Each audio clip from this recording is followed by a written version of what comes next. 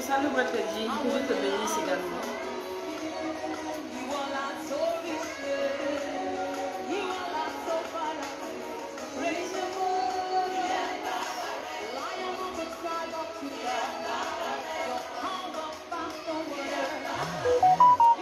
Bonjour, bonjour. StreamYard, je suis désolée, ça ne marche pas avec moi, donc je suis vraiment désolée. Je vais prendre la peine de télécharger cette vidéo pour la mettre sur YouTube également. Bonjour, bonjour, bonsoir, bienvenue vraiment sur notre plateforme de femmes vertueuses. J'espère que vous allez bien. Bienvenue à toi, c'est Rika. Sois bénie également. J'espère que tu vas bien. Voilà, bienvenue sur Femmes Vertueuses. C'est une plateforme de femmes croyantes qui désirent vraiment être continuellement la meilleure version d'elle-même. Donc, aujourd'hui, nous sommes dans la branche entrepreneuriat. Normalement, nous évoluons dans 6 branches. Pourquoi? Parce qu'on s'est basé sur l'histoire de la femme vertueuse de Proverbe 31. Donc, nous donnons tous les jours des enseignements sur l'éducation des enfants qui passe. Donc, je vais commencer par la vie de couple qui passe les lundis, l'éducation des enfants le mardi, l'entretien de soi le mercredi, l'entretien de sa maison ou encore de sa famille les jeudis, les vendredis on parle d'entrepreneuriat et les dimanches on parle de spiritualité. Et donc aujourd'hui dans la branche entrepreneuriat on va parler de richesse parce que quand on parle d'entrepreneuriat, ben, c'est tout ce qui a trait à l'argent. Et aujourd'hui je vais parler de la richesse du roi Salomon. Ok, la richesse du roi Salomon, comment l'activer dans sa vie en tant que croyant, en tant que enfant de Dieu ou quoi que ce soit. Donc, vraiment, on va débattre de ça. Et donc, avant de commencer, je vais faire ma prière comme à l'accoutumée et ensuite, on va aborder le vif du sujet. Père éternel du 3 fois saint, je te loue, je te rends grâce, je te remercie Seigneur pour ce moment que tu nous permets de passer dans ta présence. Je te prie, au Père éternel, de disposer ton Esprit Saint, Seigneur, afin que toute distraction, Seigneur, s'écarte de moi, de mes pensées et de toute personne qui va prêter l'oreille à ce message, au Père éternel, toi-même qui as la capacité de parler au cœur, parle à travers moi, Seigneur mon Dieu, moi, enseigne-moi et enseigne tous ceux qui m'écouteront, Père éternel, afin, Seigneur mon Dieu, mon roi, de développer la richesse, mais une richesse qui vient de toi et non des hommes ou encore d'une force qui ne vient pas de toi. Merci pour tout, Père. Sois loué, sois adoré, n'oublie jamais. Au nom puissant de Jésus-Christ, j'ai prié. Amen. Donc, bienvenue encore. On va parler, comme je l'ai dit, de la richesse du roi Salomon. Comment faire pour activer la richesse du roi Salomon dans la vie? Il faut savoir dans sa vie, en fait. Il faut savoir que la richesse, tout le monde peut être riche. Parce que la richesse répond à des lois. Tu appliques les lois, tu deviens riche. Ok? Mais il y a, en fait, il y a aussi le diable qui peut rendre riche, ok? Et nous, ici, on va parler de la richesse du roi Salomon pour que ça puisse nous situer et pour qu'on puisse comprendre qu'est-ce qu'il faut activer, qu'est-ce qu'il faut toucher pour que l'Éternel jette un regard sur nous afin de nous bénir comme il a béni Salomon, parce que c'est possible. Il est le même hier, aujourd'hui et éternellement. Donc, ce qu'il a fait dans la vie du roi Salomon, il peut également le faire dans votre vie, ok? Donc, on va... je vais vous parler en fait des attitudes qu'il faut développer pour activer la richesse du roi Salomon. Et donc, on va prendre le livre de 1 Chronique 28 au verset 6. 1 Chronique 28 au verset 6, qu'est-ce que ça dit? Eh bien, ça nous dit, là c'est David qui parle, il dit, puis il m'a déclaré, c'est ton fils Salomon qui bâtira mon temple et mes parvis, car je l'ai choisi pour qu'il soit mon fils et je serai moi-même un père pour lui. Au 7, on dit, je maintiendrai pour toujours sa royauté s'il met son énergie comme il le fait aujourd'hui à obéir mes commandements et mes lois. Dans 1 Chronique, si je voulais juste m'apaisantir sur ça, ok? Il y a un passage plus précis de la Bible, là je ne l'ai pas noté malheureusement, qui dit que l'Éternel avait aimé Salomon depuis son sein. Et je vais dire quelque chose qui va choquer quelqu'un aujourd'hui, c'est que Dieu n'aime pas tout le monde. J'avoue que quand j'ai eu cette révélation, j'ai été choquée. J'ai vraiment été choquée parce que ce sont des choses que je lis depuis longtemps dans la Bible, mais je ne m'étais pas rendu compte. Ok, je ne m'étais vraiment pas rendu compte. Bonsoir Julio, bienvenue parmi nous, j'espère vraiment que tu vas bien. Donc Dieu n'aime pas tout le monde, ok? Comme l'illustre l'histoire de Jacob et Ésaü, c'est bien écrit, noir sur blanc, j'ai aimé Jacob, j'ai haï Ésaü. Donc il y a des gens aussi qui malheureusement sont haïs par Dieu. De la même manière dont Ésaü a été haï par Dieu, il y a des gens sur terre, dans notre génération, que Dieu est, ok? Tu peux être sur terre, les choses peuvent marcher, ouais, tu as ta vie, tu as ta famille, tu as tes enfants, tu as ton travail, les choses prospèrent, mais Dieu ne t'aime pas, c'est possible, ok? Et pour activer la richesse du roi Salomon, la première condition, c'est d'être sûr que Dieu t'aime. Je pense que je vais prendre le temps quand même sur la branche spiritualité de parler de comment savoir si Dieu t'aime. Parce que oui, Dieu n'aime pas tout le monde. Ça va vous choquer. Moi-même, j'ai été choquée. Mais Dieu n'aime pas tout le monde. Il y a des gens sur qui son regard est particulier. Et c'était le cas de Salomon. Et donc, aujourd'hui, j'aimerais que vous puissiez comprendre que la première des choses qui vous qualifie pour avoir la richesse de Salomon, en tout cas, c'est l'amour de Dieu pour vous. Ok? Et c'est pour dire au fait aussi que ce message ne s'adresse pas à tout le monde, mais ce message s'adresse à ceux qui ont une alliance avec Dieu, à ceux qui savent que Dieu les aime. Parce que quand Dieu t'aime, tu le sais. En tout cas, tu le sais. Donc, la première chose qui qualifie pour pouvoir activer la richesse de Salomon, c'est d'être aimé par Dieu. Ok? Deuxièmement, le verset 7 dit, 1 Chronique 28, 7, je maintiendrai, là c'est Dieu qui parle, je maintiendrai pour toujours sa royauté s'il met son énergie comme il le fait aujourd'hui à obéir mes commandements et mes lois. On sait que Salomon, ce n'était pas un homme parfait parce que c'était un homme John. En tout cas, il aimait tellement trop les femmes et tout, il était ce qu'il était. Mais ce livre nous fait comprendre qu'il était quelqu'un qui obéissait aux commandements et aux lois de l'Éternel. Il avait vraiment, il faisait de l'Éternel ses délices, comme on dit. Comme on dit, fais de l'Éternel tes délices et il te donnera ce que ton cœur désire. Et Salomon, c'était quelqu'un qui, malgré ses défauts, était quelqu'un qui avait la crainte de l'Éternel parce qu'il obéissait. Donc, il travaillait jour et nuit à obéir aux commandements et aux lois de l'Éternel. Donc, ça, c'est la deuxième attitude pour activer la richesse de Salomon. Premièrement, tu te rassures que tu es aimé de Dieu. Deuxièmement, il faudrait que tu puisses te donner, en fait, corps et âme concernant l'application des commandements et des lois de l'Éternel. Ou encore, que tu puisses faire de l'Éternel tes délices. Ok? Et on va aller à 2 Chroniques. Merci de prendre vos Bibles parce que là, il s'agit vraiment de la parole de Dieu. 2 Chroniques 1 à partir du verset 7. Donc, on va comprendre que quand David il va annoncer aux gens en fait que c'est Salomon qui va parce que c'est Dieu qui a choisi Salomon pour pouvoir hériter de son trône et toutes les choses comme ça. Vous connaissez l'histoire, avant la mort de Salomon, avant la mort de David, il a travaillé à mettre Salomon vraiment sur son trône avant de mourir. Et il a donné des instructions à Salomon que Salomon a suivi à la lettre. Ok? Et donc, Salomon était déjà roi avant de tisser son alliance avec Dieu. Il était déjà roi. En fait, ce n'est pas son alliance, mais avant de toucher le cœur de Dieu. Ok? Et donc, 2 Chroniques 1 à partir du verset 7 nous dit: cette nuit-là, Dieu apparut à Salomon et lui dit: demande ce que tu désires que je t'accorde. Salomon répondit à Dieu: tu as témoigné une grande bienveillance à mon père David.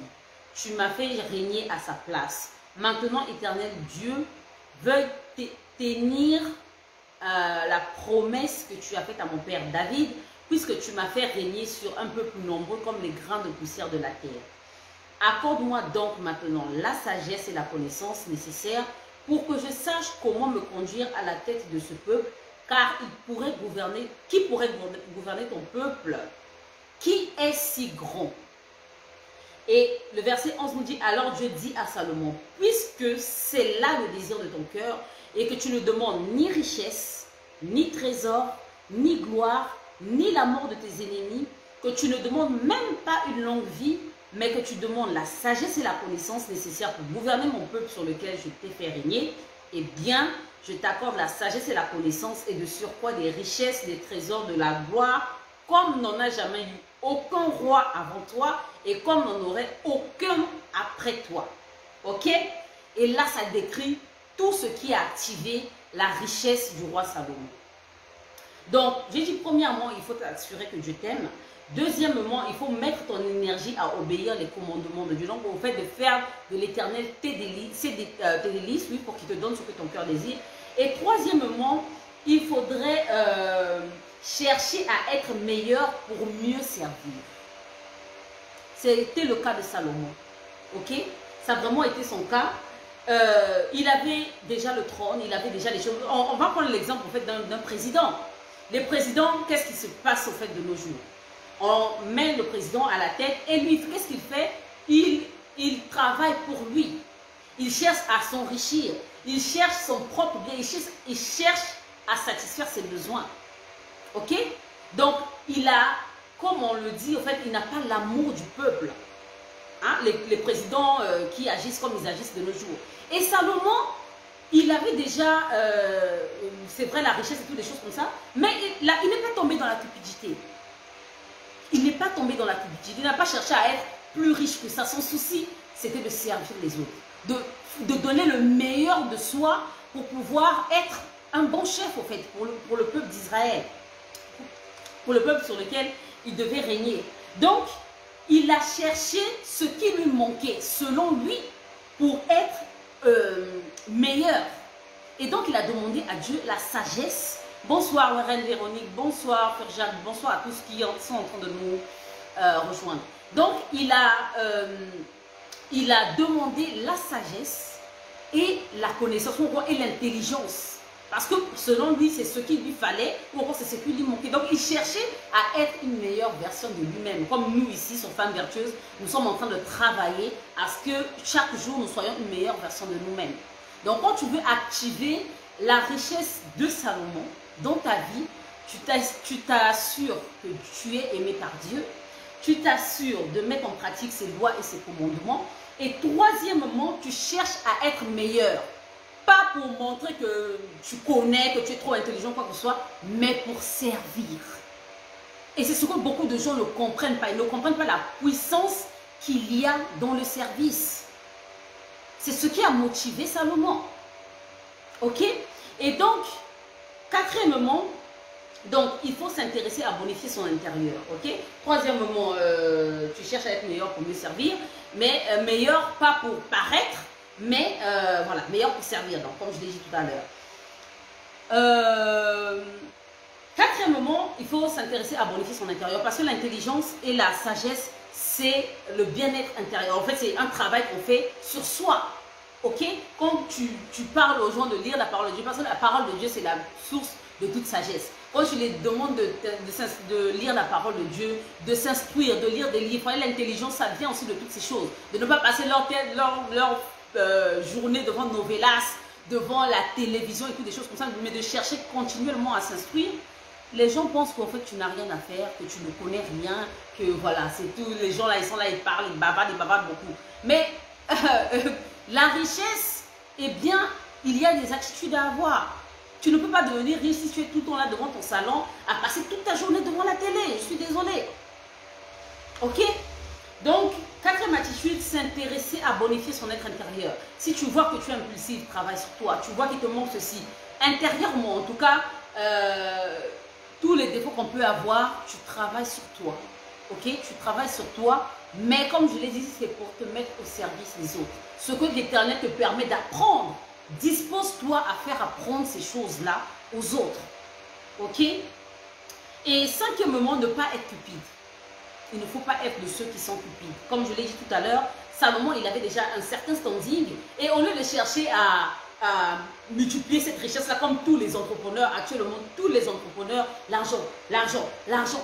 En fait, ils ne se rendent même pas compte que l'argent devient un dieu pour eux. Parce qu'ils sont là en train de courir derrière l'argent, à réfléchir matin, midi, soir. Comment je fais pour avoir l'argent? Comment je fais ceci? Comment je fais pour... Mon frère, l'argent, là, c'est Dieu qui donne. C'est vrai que tu vas mettre des choses en place. Mais tant que Dieu n'a pas béni les œuvres de tes mains, tu n'iras nulle part, tu n'auras rien. Tu n'auras que des miettes. Tu n'auras que des miettes. Donc ne soyons pas cupides. L'argent, c'est une nécessité, c'est clair. On est dans un monde matériel, c'est clair. Mais quand tu es entrepreneur, moi je dis toujours que l'entrepreneuriat, ce n'est pas un truc pour se faire de l'argent, pour se faire des millions. Non, l'entrepreneuriat, c'est une vocation en fait. Pour moi, c'est une vocation, c'est un appel. Pourquoi? Parce qu'en soi, tu veux résoudre un problème pour les autres. Pour moi, c'est ça. Hein? Tu veux résoudre un problème pour les autres. C'est vrai qu'en retour, tu auras l'argent. C'est parce que, ouais, c'est normal. Tu es dans un monde matériel, tu dois... comment ça s'appelle, monétiser ce que tu fais, mais à la base, ton intention première doit être de rendre service. Si ton intention première en tant qu'entrepreneur, c'est de te faire de l'argent, tu perds ton temps. Tu n'auras jamais l'argent que tu veux te faire. Parce qu'en soi, tu vas faire de l'argent ton maman, en fait, ton Dieu. Comment je dois faire ceci? Comment je dois faire? Parce qu'un entrepreneur, quand tu es focalisé, quand tu as l'intention de servir pour résoudre un problème, l'Éternel même va te révéler des stratégies célestes, comme je les appelle souvent, pour pouvoir multiplier tes sources de revenus. Ok? Et même sans que tu puisses faire trop d'efforts, l'argent va travailler pour toi. Donc, tout est dans l'intention. Et quand tu as le minimum que tu as, rends gloire à Dieu pour ça. Ne cherche pas tout le temps à t'enrichir, parce que c'est Dieu qui rend riche. Donc, ne sois pas cupide. Une autre attitude, ça c'est la cinquième attitude que j'ai appris de Salomon, il n'était pas cupide. En tout cas, s'enrichir, multiplier ses biens, ce n'était pas son souci. Son souci, c'est d'être meilleur pour pouvoir servir comme il se doit. Ok? Sixièmement, je vais relire le passage qui dit: alors Dieu dit à Salomon, puisque c'est là le désir de ton cœur, et que tu ne demandes ni richesse. Donc, il n'a pas demandé la richesse, il n'a pas demandé des trésors, il n'a pas demandé la gloire, il n'a pas demandé la mort de ses ennemis comme on fait tous les jours, chaque dimanche. Seigneur, tue mes ennemis, Seigneur, fais ceci, Seigneur. Ce n'était pas son problème. Il n'a pas demandé que Dieu prolonge ses vies sur terre. Parce que même pour que tu aies la longue vie, il y a un principe: honore ton père et ta mère, c'est tout. Et Salomon a honoré son père et sa mère. Pourquoi? Tout ce que David a dit dans le testament de David, vous allez le lire, je ne sais même pas c'est dans quel livre, ça doit être dans 1 Chronique peut-être 27, je ne sais plus. Tout ce que David a dit à son fils de faire, il a suivi à la lettre. Même les ennemis qui devaient tuer, il a honoré son père, il a honoré la mémoire de son père. Donc il n'a même pas demandé à Dieu de lui donner une longue vie. Parce qu'il y a des choses dans la vie, ce sont des principes. Tu fais les principes, tu as une longue vie, tu n'as pas besoin. Il y a des choses dans la vie, on n'a même pas besoin de demander. Parce que Dieu se charge de ça. Dieu se charge de ça, ok? Donc,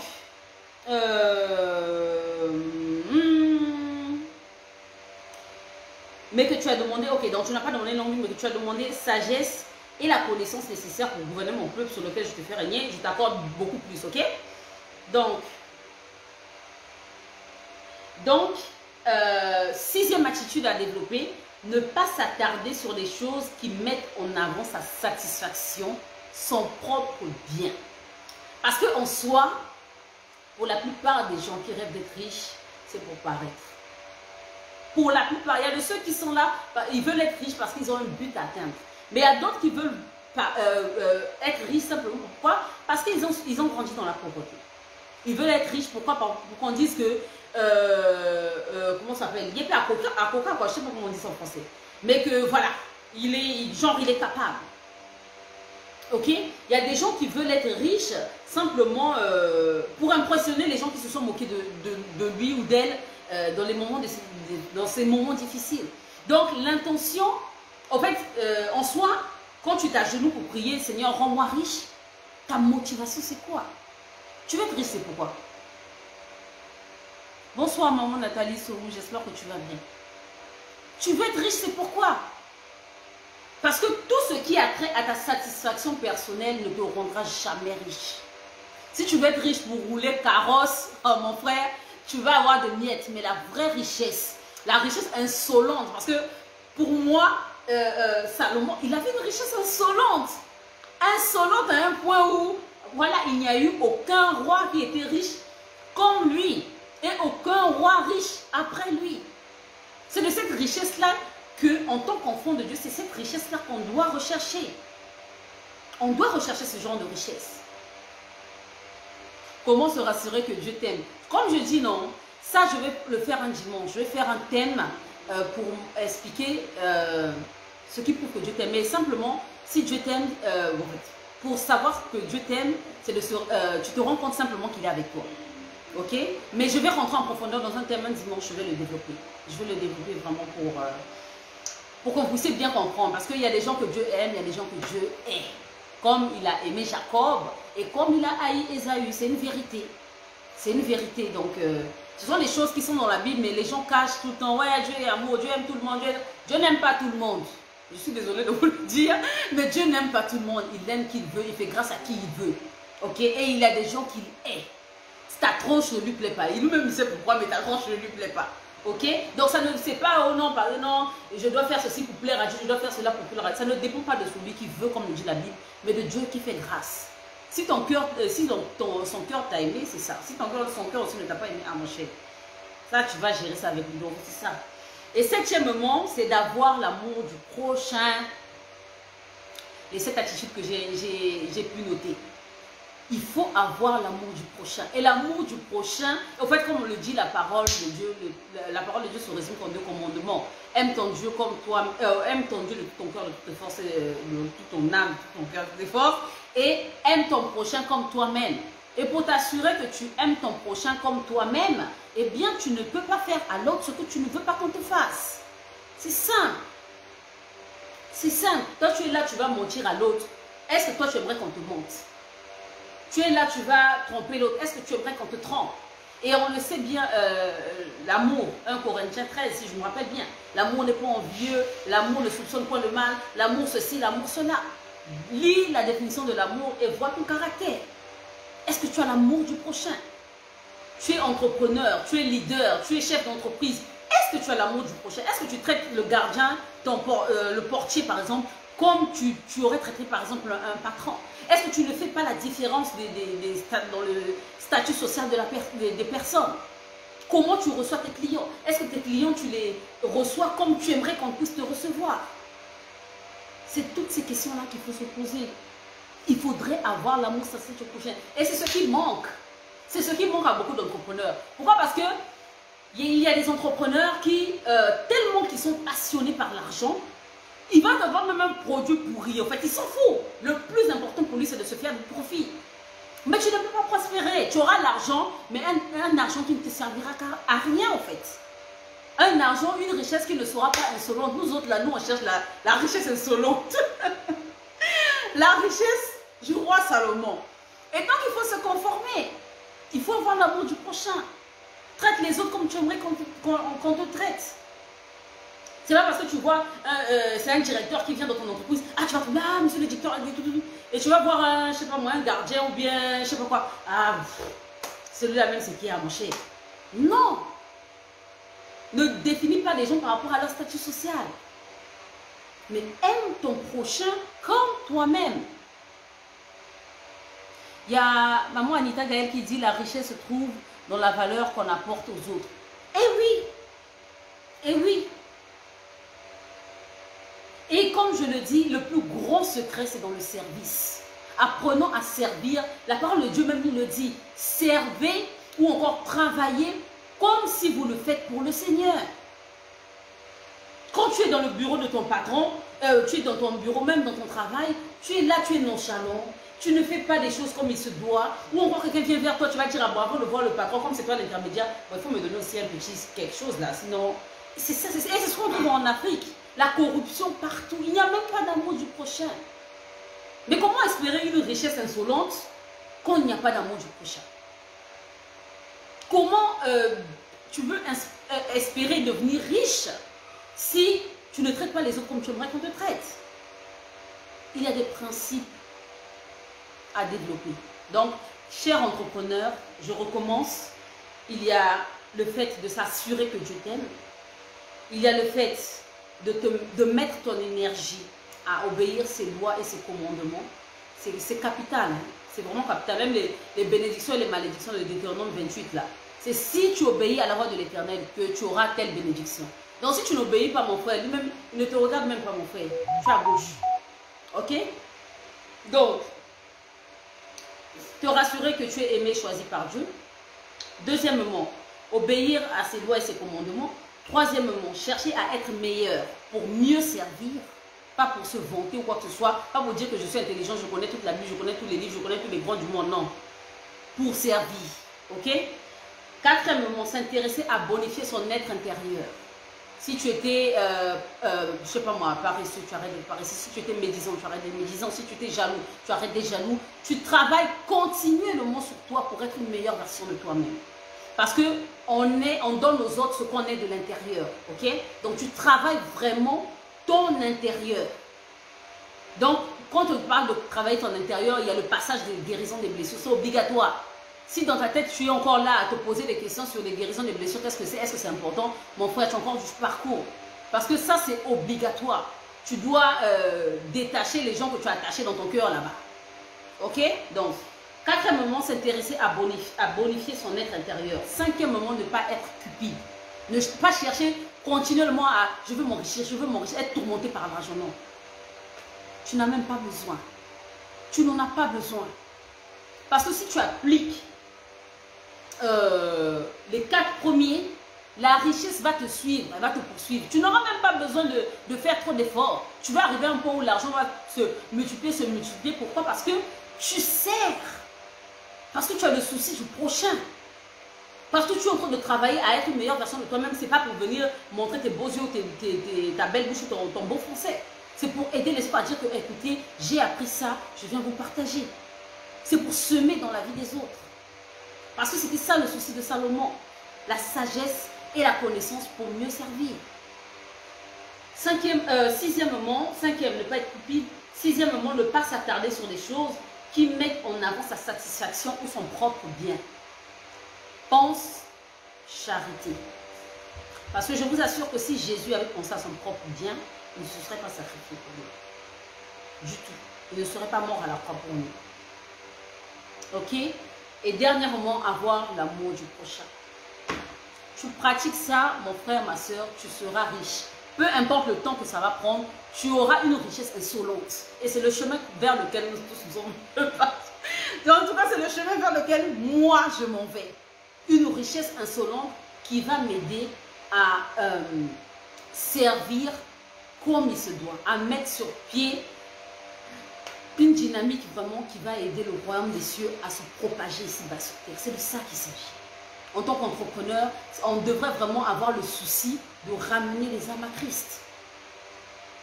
À travers notre service, à travers notre manière de faire, à travers nos conseils, à travers notre manière de se comporter. Ok? Donc voilà ce que je voulais partager aujourd'hui. Je ne sais pas si vous avez des questions. Si vous avez des questions, n'hésitez pas à les poser. Donc je n'ai pas prévu d'être longue parce que je dois courir, aller chercher mes enfants à l'école. Donc voilà ce que je voulais vous partager aujourd'hui. La richesse Dieu est capable de te bénir au-delà de tes attentes. Okay? De te bénir au point où même, voilà, au point où l'argent n'est pas un problème pour toi. Parce que l'argent, c'est le papier. Comme moi, je dis toujours, l'argent, c'est le papier. Ça t'aide juste à mettre sur pied ce que tu dois faire. Maintenant, tu vas réfléchir à comment avoir le papier. Pourquoi? Non, tu réfléchis à comment mieux servir. Seigneur, qu'est-ce que je peux faire pour être plus utile? Qu'est-ce que je peux faire pour être utile à ma communauté? Qu'est-ce que je peux faire pour être utile au monde? Qu'est-ce que je peux faire pour être utile à mon pays? C'est ça. Si tu vois que dans ton pays, par exemple, il y a des problèmes, par exemple, je ne sais pas, d'alimentation. Par exemple, on est là toujours comme au Congo, par exemple, on importe la tomate, je pense que c'est du Cameroun voisin. Tu vois que par exemple, on importe la tomate du Cameroun. Tu dis, bon, je peux être utile, je peux faire la tomate pour servir mon peuple. Et quand tu commences avec l'intention pour servir ton peuple, mais tu seras milliardaire dans ton affaire de tomates là, c'est tout. C'est pas sorcier. C'est pas sorcier. Tu vois que par exemple dans ton pays, il y a un problème d'école. Tu vois que la manière dont les écoles sont faites, c'est pas ça. Tu dis, Seigneur, je veux servir dans ce sens-là. D'emmener ton règne, en fait, dans l'école, dans l'éducation des enfants. Et qu'est-ce que tu fais? Tu poses des actions pour pouvoir faire. La richesse va venir. Peu importe le temps que ça va mettre, l'intention première qui est de servir va activer là où il faut activer, va déboucher là où il faut déboucher et la richesse va couler vers toi. Donc vraiment, voilà, je ne sais pas si vous avez des questions, comme je vous l'ai dit. Je vous écoute pour 10 minutes maximum. Donc si vous avez des questions, je vous écoute. N'hésitez pas à me poser des questions. Voilà pour ma part. Furja, comme je t'ai dit, je vais parler sur comment savoir si Dieu t'aime. C'est très important. Parce que Dieu n'aime pas tout le monde. Vraiment, souffrez de connaître cette vérité-là. Dieu n'aime pas tout le monde. Il y a des gens comme Ésaü qu'il hait. Et si tu es tombé dans son affaire où il te hait là, mon frère, tu n'as pas tout fait. Il te hait, c'est fini pour toi. Donc c'est ça qui est là aussi. Donc bref. Donc je vois qu'il n'y a pas de questions. À part celle de Furja. Je vais faire un enseignement dessus, selon que Dieu me le permettra, pour vous aider à comprendre vraiment les signes qui montrent que Dieu t'aime. Que tu es vraiment le choix de Dieu. Donc, parce qu'il y a des choisis, il y a des élus, il y a des appelés, tout ça là, on va voir. Donc, parce que dans l'enfant de Dieu, là, il y a des catégories d'enfants de Dieu. Okay?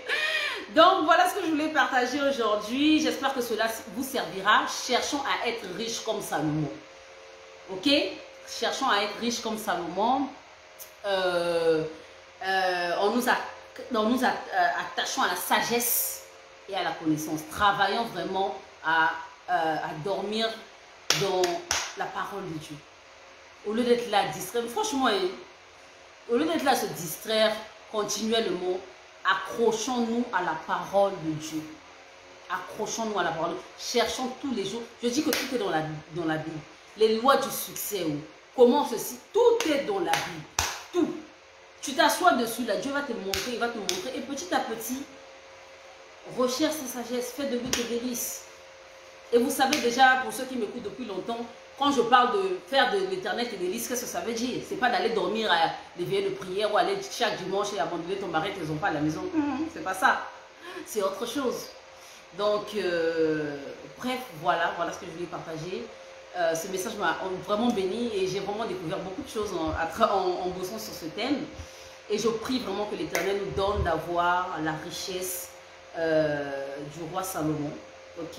Et je prie vraiment que l'Éternel nous donne de développer les attitudes qui attirent cette richesse. Donc si ton but était de t'enrichir pour te satisfaire toi-même par rapport à tes blessures aussi intérieures, il faut que ça change. Il faut que ça change. Travaille à guérir de tes blessures et à changer ton intention. À reconnaître que tu avais failli et à dire Seigneur, je veux servir par rapport à ça. Sois utile pour les autres. Si ton intention première est de servir, tu ne vas pas vendre des choses pourries à tes amis, aux gens. Tu ne vas pas vendre des services pourris. Tu ne vas pas, je sais pas moi, tu sers, par exemple, tu vends la nourriture, ou bien tu es dans un restaurant, tu fais de la restauration. Tu sais que la nourriture, elle est presque pourrie, tu vas servir aux gens à cause de l'argent. Mon cher, ça n'a qu'à changer un peu. Soyons de ce genre d'entrepreneurs qui, agissant avec le cœur de servir, avec l'amour du prochain, c'est important. Sers les autres comme tu aimerais qu'on te serve, ok? Allez, je vais vous laisser. Donc, je vais faire ma dernière prière et ensuite, je vais vous dire au revoir. Père éternel, je crois pas saint, je te loue, je te rends grâce.